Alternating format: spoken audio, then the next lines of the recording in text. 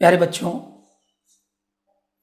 बड़ी खुशी होती है जब हम और हमारा परिवार निरंतर आगे बढ़ते हैं और इस प्रक्रिया में हमें बल मिलता है जब हमारे परिवार में नए सदस्य जुड़ते हैं और हमारी टीम में ऋषभ और सुधीर जी को भी काफ़ी संबल प्राप्त होता है। बच्चों, मैं आपसे एक बात कहना चाह रहा हूँ कि वातायन हिंदी निरंतर आपके जीवन के प्रति सकारात्मक ऊर्जा लाने की कोशिश कर रहा है और आप सभी को एक नए परिदृश्य में हम उपस्थित कर सकें, इसके लिए हम प्रयास कर रहे हैं। आज हमारा परिवार निरंतर बढ़ता है, इससे हमें भी खुशी होती है और जब आप सब्सक्राइब करके हमारे परिवार में आते हैं तो हम ये मानते हैं कि मेरे परिवार में आपकी अहम भूमिका हो जाती है। हमारी सारी टीम, जितने भी हमारे परिवार से जुड़े हुए लोग हैं, उन सबके प्रति आभार ज्ञापित करती है। और साथियों, एक बात समझना, एक सब्सक्राइब करने से आपका कुछ जाता नहीं है, लेकिन हमें भी कुछ प्राप्त नहीं होता है, बल्कि हम सभी को एक नई ऊर्जा प्राप्त होती है, एक नई शक्ति प्राप्त होती है। हमारे साथ कार्य करने वाले दोनों ही बंधु सुधीर सर और ऋषभ भाई निरंतर आपके प्रति सजग रहते हैं और वो कार्य करते रहते हैं। चैनल में निरंतर अपनी सहभागिता निभा रही निष्ठा जी, वो भी अपने कार्य को अंजाम देने का प्रयास करती रहती हैं।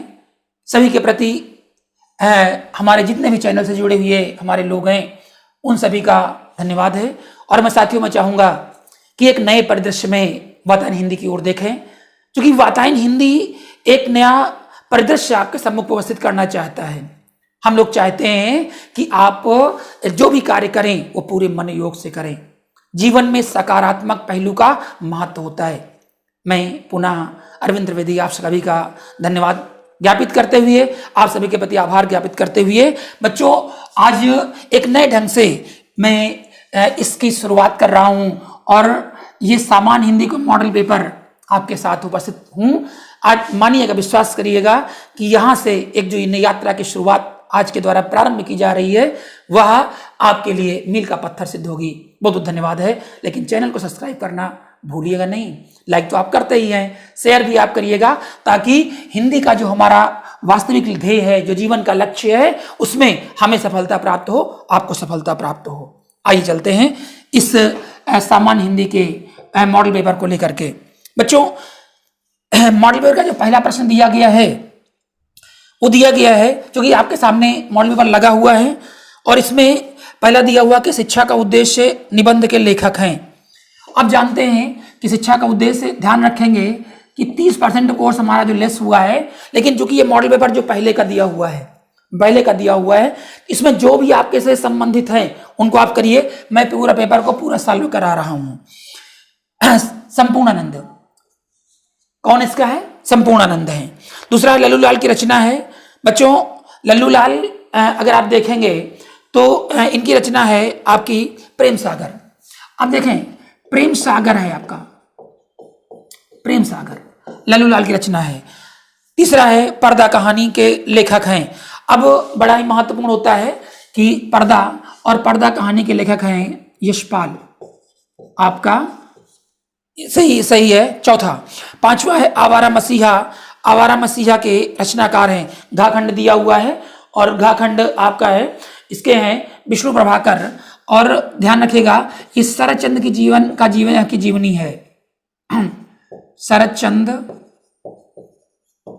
की जीवनी है। बच्चों, मैं लिख इसलिए रहा हूं कि आप इस बात को जानते रहिए और भी प्रश्न तैयार करिए, क्योंकि आप अपने जीवन में कुछ अच्छा करना चाहते हैं, तभी आप वातायन हिंदी के साथ जुड़े हुए हैं और वातायन हिंदी इस बात को सार्थक सिद्ध करना चाह रहा। अंगा क्वेश्चन है, बाणभट्ट की आत्मकथा के लेखक हैं। बच्चों, इसमें गए चौथा सही है, हजारी प्रसाद द्विवेदी। क्वेश्चन नंबर 2 देखें।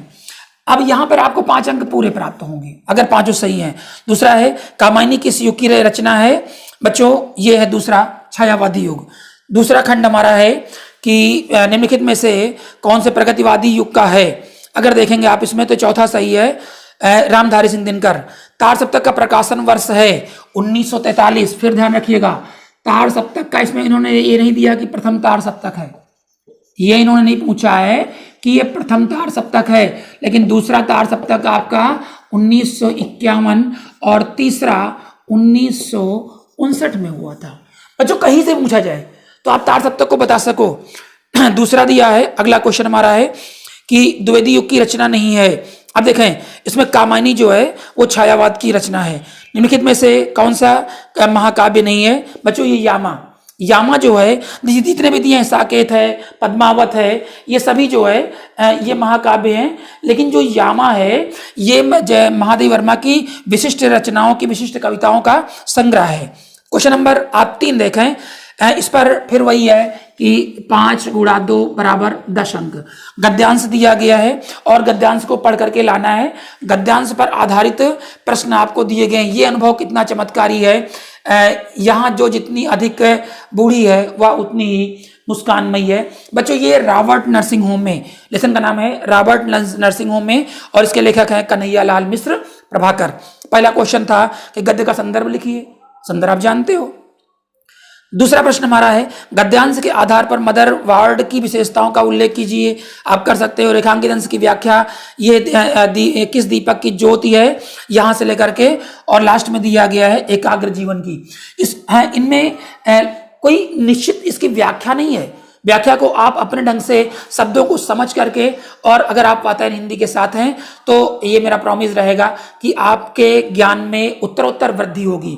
आप चैनल के साथ जुड़े रहेंगे, आप नए दोस्तों को जोड़ेंगे तो आपका जो ज्ञान है, हिंदी का जो शब्दकोश है, मैं एक बात आपसे बड़ी ईमानदारी से कहना चाह रहा हूं कि जब भी आप चैनल को देखो तो उसमें यह जरूर चेक करें कि हमें क्या प्राप्त हुआ है, हम चैनल के साथ क्या ले रहे हैं। हम केवल एंटरटेनमेंट करने नहीं आए हैं, अपितु बच्चों का ज्ञान वर्धन होना चाहिए। उनके मनोरंजन के साथ साथ उनके मन में हिंदी के प्रति एक आस्था जागृत होनी चाहिए, ताकि वह हिंदी को समृद्ध करने में अपनी महती भूमिका निभा सकें।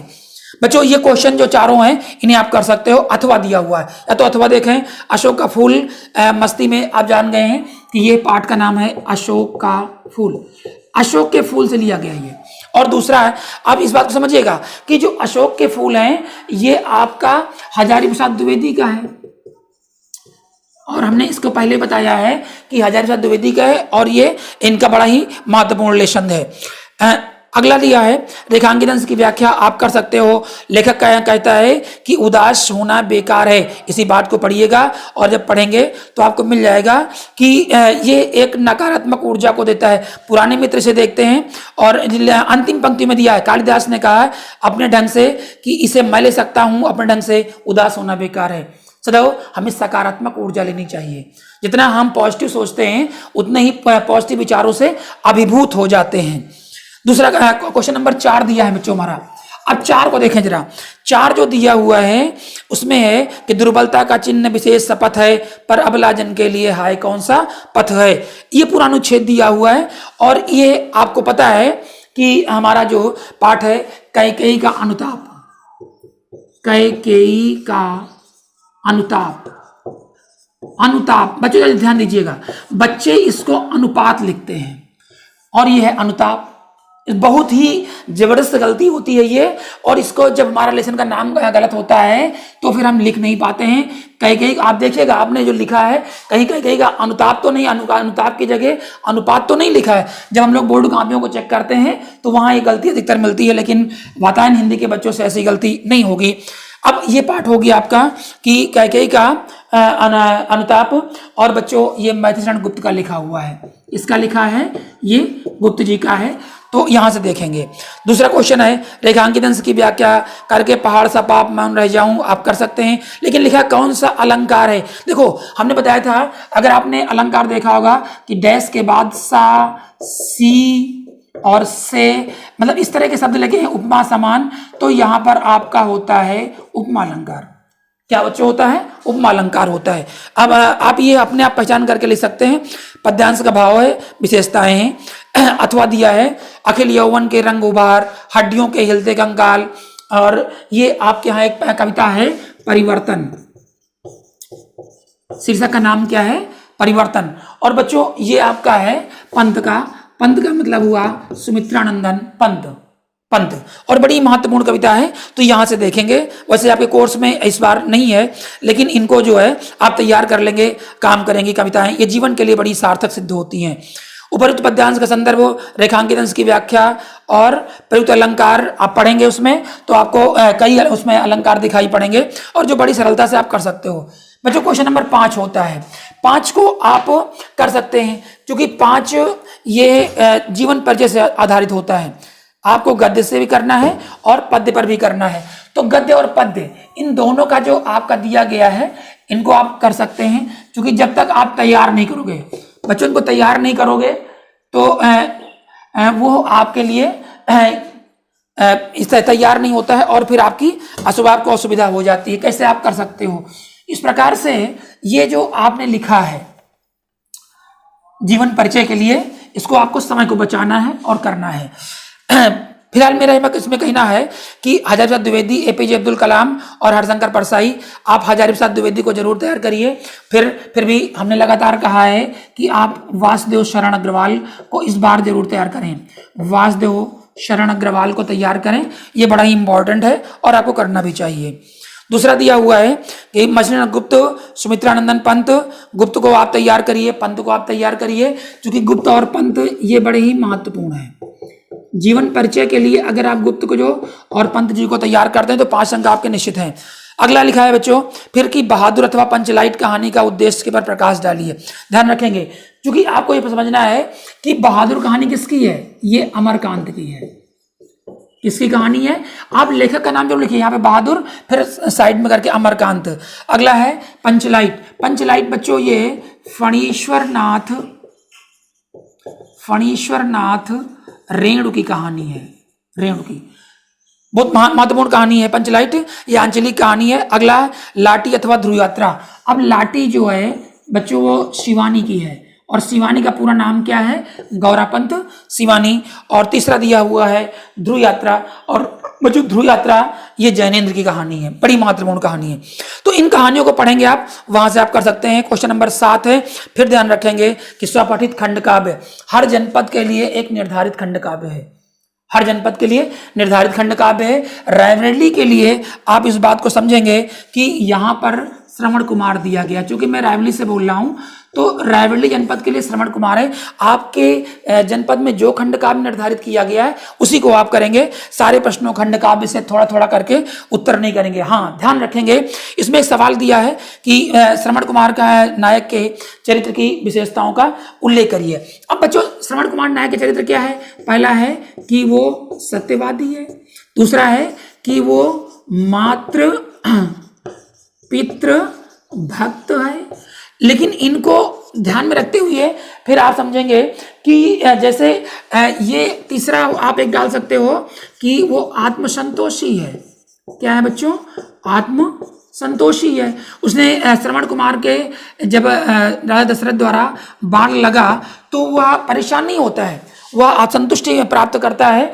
और अगला आप एक और डाल सकते हैं इस प्रकार से कि वो क्षमाशील है। वो बाण लगने पर उनको दशरथ जी को श्राप नहीं देता है, वो कहता है कि नहीं। लेकिन इसमें ध्यान रखेंगे श्रवण कुमार के पहुंचने पर यहाँ पर जब पानी भरने जाता है और दशरथ जी पहुंचते हैं आश्रम में, तो माता पिता पूछते हैं कहाँ पुत्र थे? मेरी लकुटी, वाहन मेरी मेरी आंख, दीन कृपण की सोन चिड़ैया, भीगे हुए बिहक की पांख। तो इनको हम कोटेशन को जरूर याद करें।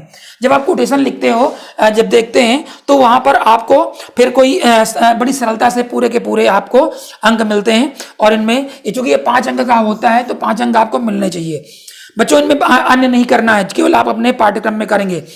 क्वेश्चन नंबर 8 है कि संस्कृत का में ससंदर्भ हिंदी में अनुवाद कीजिए। अब इसको थोड़ा सा देखें आप। ससंदर्भ हिंदी में अनुवाद करने के लिए बच्चों ये बड़ा जरूरी होता है कि आप स्क्रीनशॉट लेते रहें, क्योंकि ज़्यादा मुझे इसका टेक्निकल नहीं पता है, लेकिन ये मुझे पता है कि अच्छी हिंदी पढ़ने के लिए अगर आप चैनल्स के साथ निरंतर जुड़े हुए हैं, चैनल को देख रहे हैं, तो आप में हिंदी के प्रति आस्था जागृत होगी।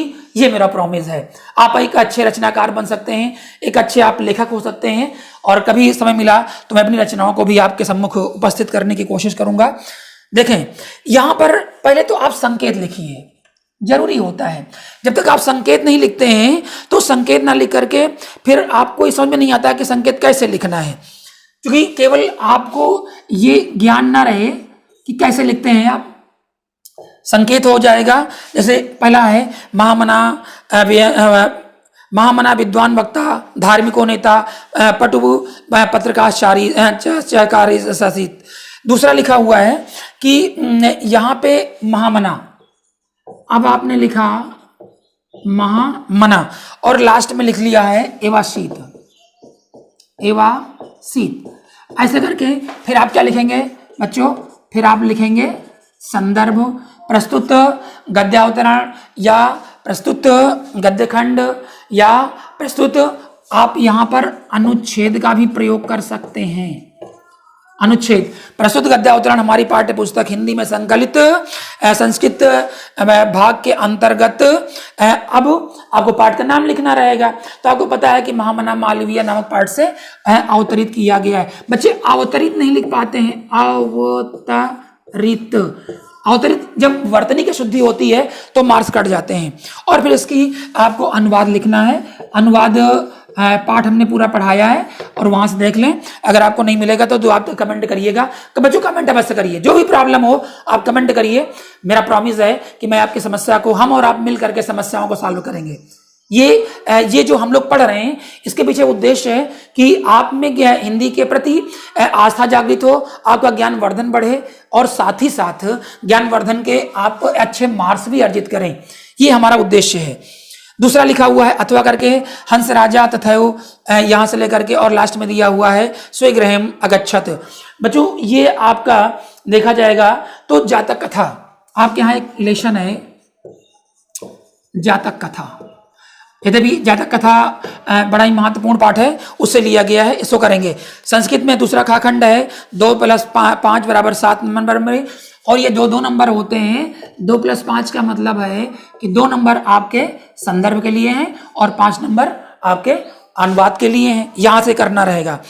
लिखा हुआ है ना नमे रोजते भद्रम, यहां से श्लोक है तो श्लोक लिखेंगे। अनुच्छेद है तो संदर्भ में क्या लिखेंगे, अनुच्छेद या गद्य लिखेंगे, श्लोक लिखेंगे। प्रस्तुत श्लोक हमारी पाठ्य पुस्तक हिंदी में के अंतर्गत संकलित संस्कृत भाग के अंतर्गत जातक कथा नामक पाठ से लिया गया है या अवतरित किया गया है।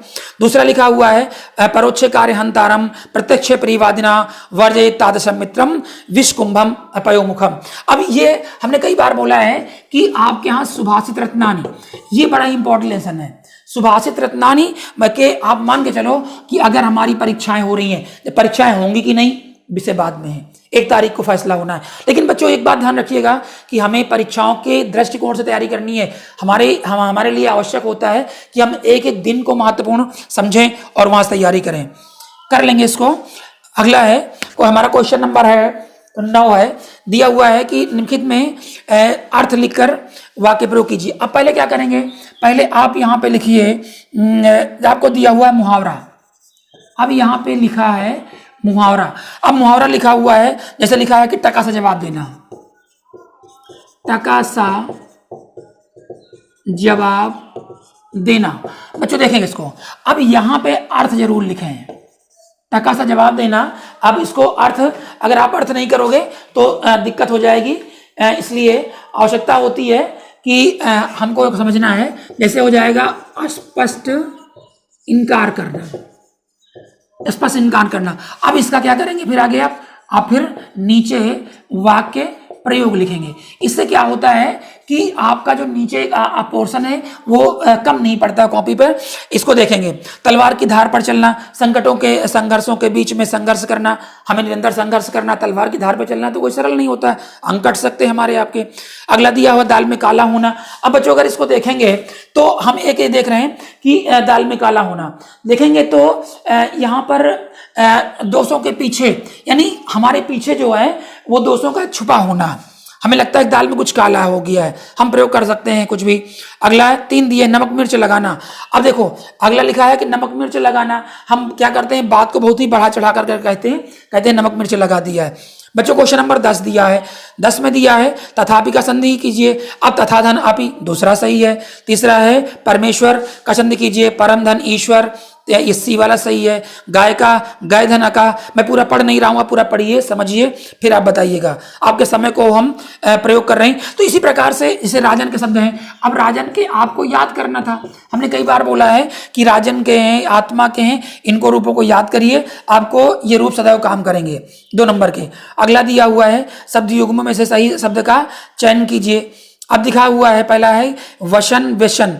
अब 30 में से दिया हुआ है, कई दिए हैं लेकिन इसमें अगर देखेंगे आप तो वसन वस्त्र होता है और वस्त्र और व्यसन आदत, सी सही हुआ इसमें बच्चों क्या सही है, सी सही है।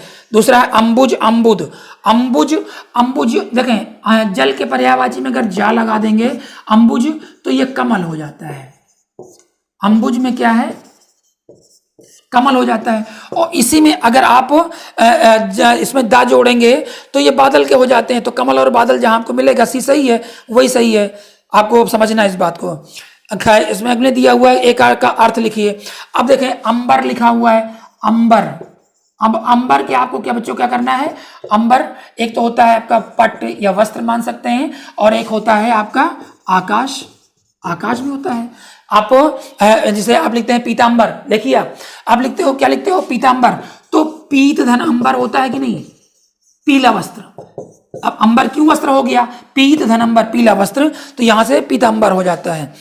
अगला देखेंगे बच्चों तो आपका पट दिया है, विधि दिया है। अब जैसे विधि देखो, विधि का मतलब तरीका हो गया, विधि का मतलब ब्रह्मा हो गया, विधि का मतलब जो न्यायालय में होता नहीं है विधिक कार्य चल रहे हैं, तो नाग हो गया। इसमें एक ही करना होता है, आप इनको समझ लीजिए करिएगा।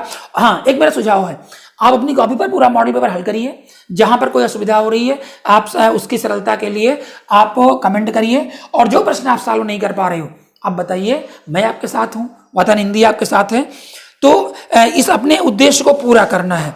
अगला बच्चों दिया हुआ है कि इसमें ग खंड में सामने जो एक वन वर्ड लिखना है, एक वाक्य जो आंखों के सामने हो, प्रत्यक्ष होता है। अगला है जानने की इच्छा रखने वाला जिज्ञासु होता है। कभी कभी इनमें आपको पूरा एक वाक्य दिया जाएगा, जैसे दे दिया गया कि जानने की इच्छा रखने वाला, तो आपको लिखना पड़ेगा जिज्ञासु, ये इसमें विकल्प में नहीं दिया जाएगा, यहां पर विकल्प में दिया है, कहीं कहीं नहीं मिलेगा।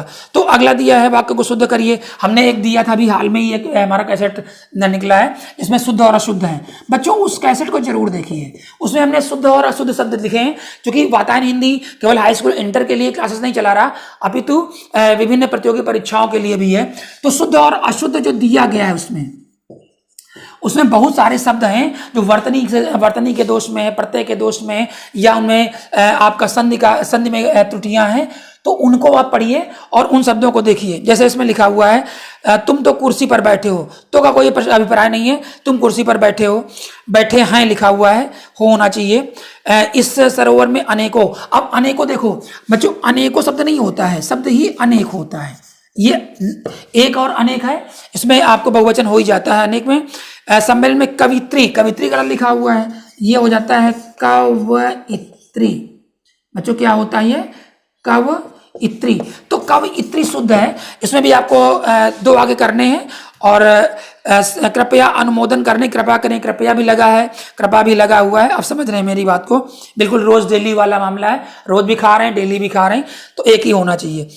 बीरस अथवा हास्यरस का स्थायी भाव क्वेश्चन नंबर 12 है, तो इसमें क्या करेंगे, बीरस भी बताया गया है। फिर हमने बताया था कि इनको क्या करेंगे बच्चों, हम यहाँ पर फिर एक बात ध्यान रखेंगे कि यहाँ पर आपको समझना है कि हम जब भी रस लिखते हैं, कि रस लिखते हुए इस बात को समझें कि पहले परिभाषा पूछ रहा है, क्या पूछ रहा है, परिभाषा, फिर उदाहरण और फिर स्पष्टीकरण, इसको हम जरूर लिखें। अगर हम परिभाषा के साथ स्पष्टीकरण उदाहरण नहीं लिखते हैं तो नंबर मेरे कटेंगे। और ये सब पढ़े हुए हैं, चाहे आप रस का वीडियो देखेंगे, श्लेष अलंकार का देखेंगे, और आप मान के चलिए बच्चों इंटर में उपमा, रूपक और उत्प्रेक्षा, इन 3 में वातायन हिंदी का ये प्रॉमिस है कि आपको सामान्य हिंदी के पेपर में इसमें मिल जाएगा। फिर आप इतना तैयार कर लीजिए, बस इतना तैयार कर लीजिए, आपको निश्चित मिलेगा, इसमें कोई असुविधा नहीं होगी आपको। अगला क्वेश्चन आपका दिया हुआ है और कि बैंक के खाता खोलने के लिए प्रबंधक के आवेदन पत्र लिखिए। अभी हम इसको लोड नहीं कर पाए हैं, लेकिन फिर भी ध्यान में रखेंगे कि इसमें आप यहाँ से सेवा में लिखते हैं, सेवा में करके हैं, तो एक सेवा में और एक लाइन आपकी ऐसे बननी चाहिए, और यहाँ से आप जो विषय लिखते हो, विषय आपने लिखा कि बैंक में खाता खोलने के लिए, तो एक लाइन जैसे आप लिखते नहीं अतः निवेदन है या महोदय जो लिखते हैं, तो एक आपका ये होना चाहिए और आपका एक प्रकार डॉट की लाइन ये बननी चाहिए। आप थोड़ा सा इसको पढ़ लीजिएगा, हम प्रयास करेंगे इसको लोड कर दें। 6 अंक का है।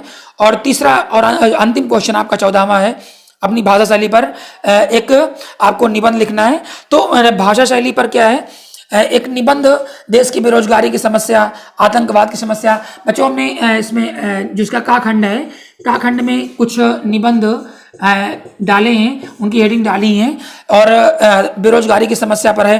हाँ, वृक्षारोपण है, इसको आप देख लीजिए। वृक्षारोपण पर अगर आप तैयार कर रहे हैं तो इसको देखेंगे तो यहाँ से आपको लगेगा कि नहीं, जो हमारा निबंध का तरीका है, क्योंकि ये 2+7 होता है, यहाँ पर प्रस्तावना, रूपरेखा और ये जो पूरी हेडिंग है आगे जरूर लाइए, तो निश्चित रूप से आपको मिलेंगे। मैं प्रयास करूंगा कि कुछ जो निबंध के वीडियो हैं उनकी हेडिंग से डाल दूं आगे आने वाले समय में, ताकि अब आपको कोई असुविधा महसूस ना हो और बड़ी सरलता से रहे।